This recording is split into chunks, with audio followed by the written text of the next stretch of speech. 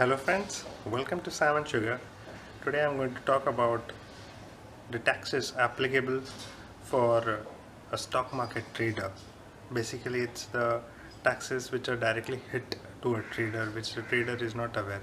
I'm going to cover only two taxes in this aspect. One is the service tax and one is security transaction tax. We are not going to talk about the rates because the rates fluctuate every year.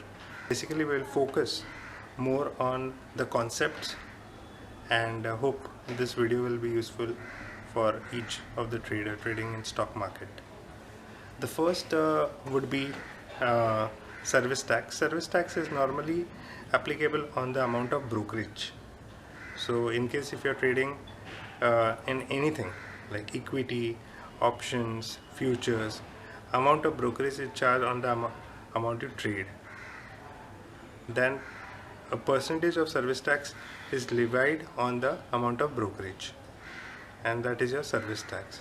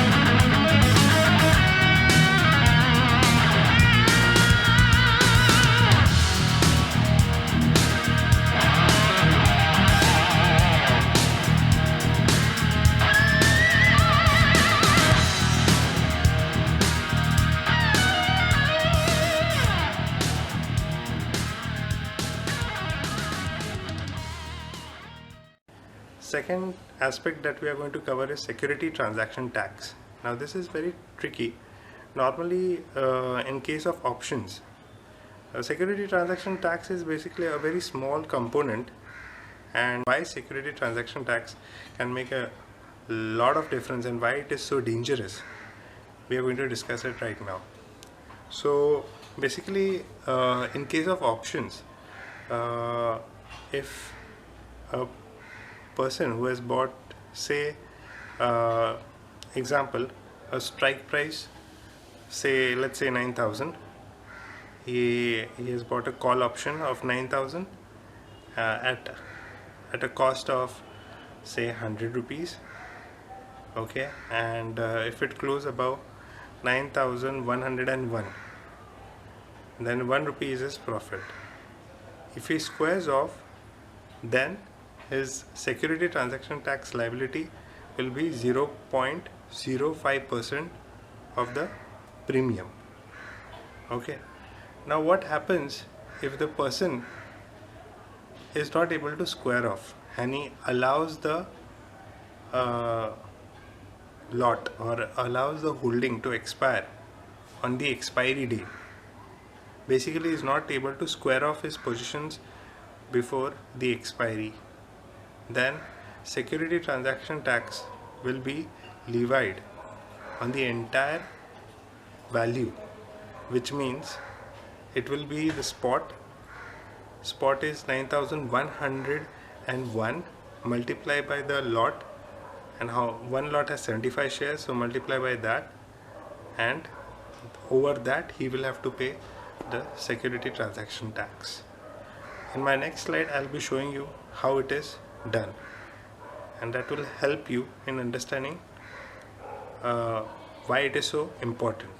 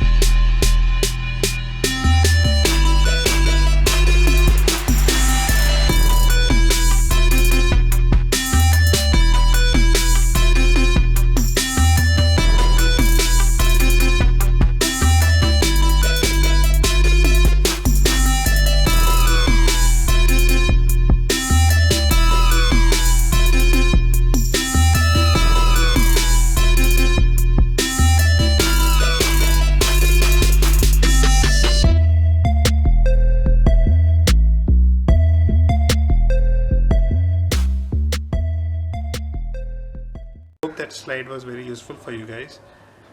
Now I'm going to come up with a case which has really happened to a Mumbai based Chirag Gupta. Okay, this was under Economic Times, and Mr. Chirag Gupta